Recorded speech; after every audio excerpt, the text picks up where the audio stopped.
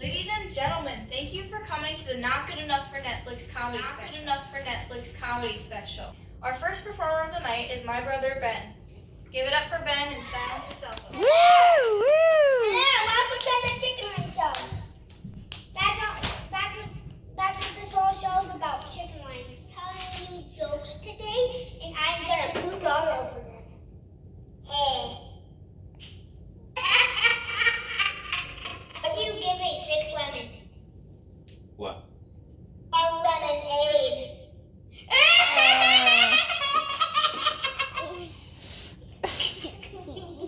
Why did the fish blush? Why? Because it saw the ocean's bottom. Oh. Why did the bicycle collapse? It was too tired.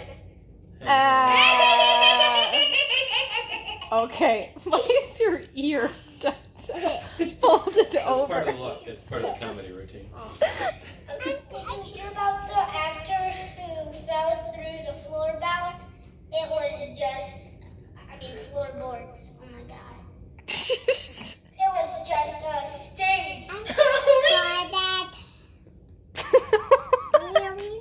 wrote that down. Oh, you were. Oh, okay.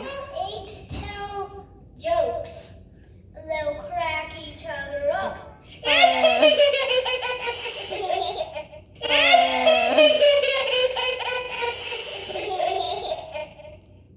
Knock, knock. Who's there? Owl goes. Owl goes who? That's right. Thank you, Ben. Thank you. Thank you.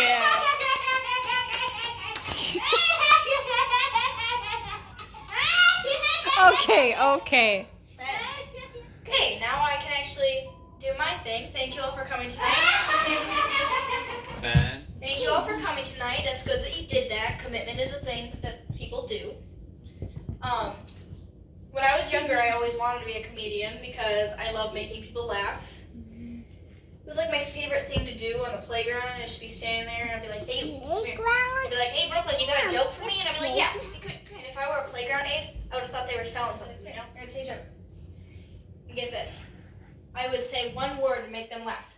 Because we were 5, I could say the word poop, and they would scream. They would lose it. I always thought I had a quick wit.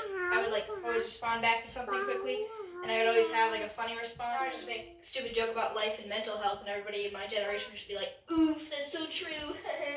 Everybody gets offended now, so we can't tell the same jokes we used to. You would start a Yo Mama joke, you'd be like, "Yo Mama's so fat." Excuse me. That is incredibly rude. She's in the hospital for being extremely obese. So you're telling me I'm wrong to say that your mama's so fat? Speaking of hospitals, I Pillow down. probably told this story a million times, but I got into a little altercation accident when I was 6 years old. My family's probably heard this story so many times, but I'm going to tell it to you, New York. So my mom has this friend. Her name is Jody. Jody has parents because most people have those. And Jody's parents were very nice people. They had this awesome pool. That pool, to little me, was huge. It was like an ocean. It was 4 feet deep. So the story is not about the pool, but about the rinky-dink trampoline that they had in their backyard. They had all of the springs exposed and no net.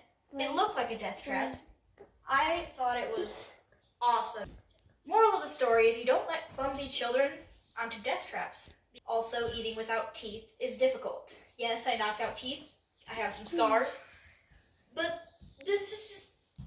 Why would they let a little clumsy 6-year-old onto a trampoline with no just exposed metal? Let's talk about Halloween, because Halloween is the one night a year where everybody can dress up any way they want and not get made fun of for it, other than conventions. But if we all grew up with pretty big rules over our heads for our parents to say, don't talk to strangers and don't take candy from strangers.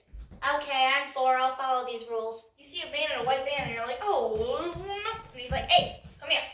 And you're like, no thanks. And he'd be like, oh, I gotta use force. And so you run. On Halloween, these people are sitting on the door, like at the doorstep, and you come up to the door and you're like, can I have Last week when I tried to take you and get you candy, you didn't want it, but now you do. Your parents are encouraging you, like, go on, go get it. Good night, everybody. Thank you for your time.